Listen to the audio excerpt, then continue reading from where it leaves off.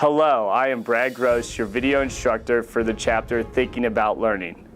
In this video, we will discuss the brief concepts and information discussed in this chapter. I do warn you that this video is used to recap the information discussed in this chapter and should not be used as a replacement for reading the chapter.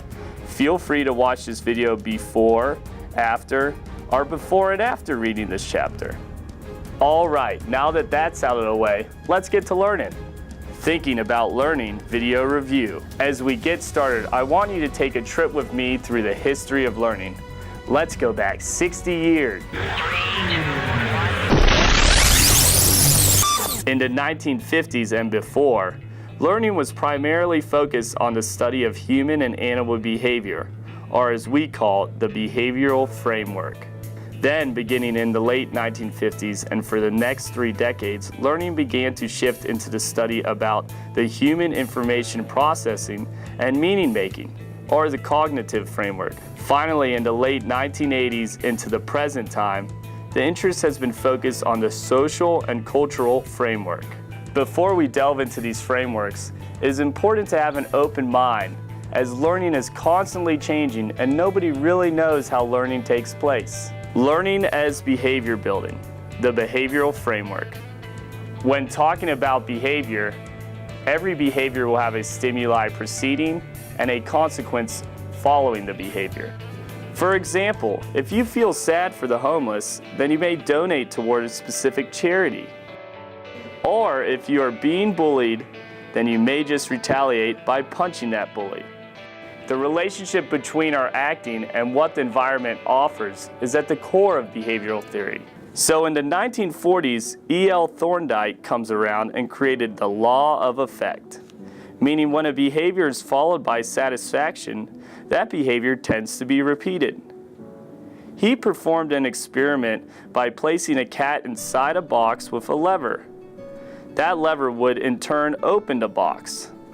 As the cat began to utilize the lever to escape, the time between being placed inside the box and utilizing the lever began to decrease over and over. This model was stretched into something bigger by individuals such as B.F. Skinner. The model is called operant conditioning.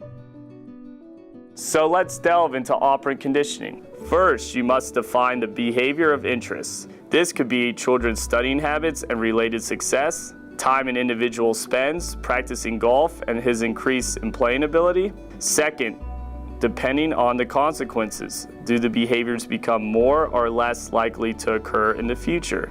But there are several types of consequences which have their own specific effects on behavior. Positive reinforcement is the presentation of stimulus which has the effect of strengthening the behavior. An example could be receiving a bonus from your job after your hard work. Negative reinforcement is taking away an unpleasant stimuli as a result of behavior that is acceptable, which in turn will increase the behavior. An example could be a teacher allows a student to exempt a final because they have perfect attendance.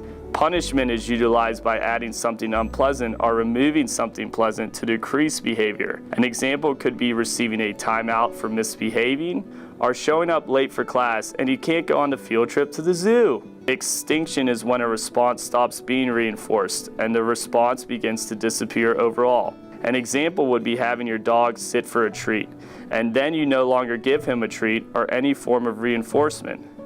Then over time, the dog may not sit every time you give the command. Finally, the third element of operant conditioning is a context where the behavior occurs. For example, we all behave differently from a funeral to a sporting event.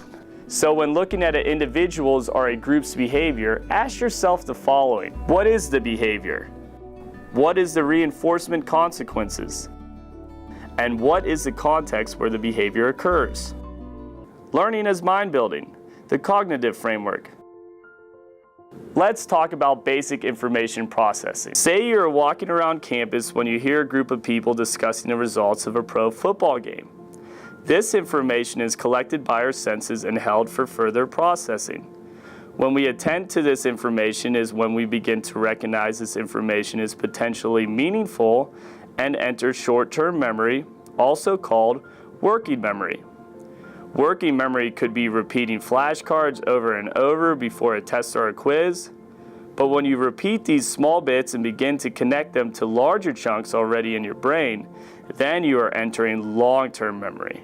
This is important from a learning standpoint, as teachers can formulate information in a way in which students can utilize this information as a building block to allow them to go beyond what was actually taught to them. While this may make learning seem easy, learning is still a two-person job. A teacher could relate the information perfectly as a building block, but if the learner, meaning you, doesn't do your part, then you can't learn.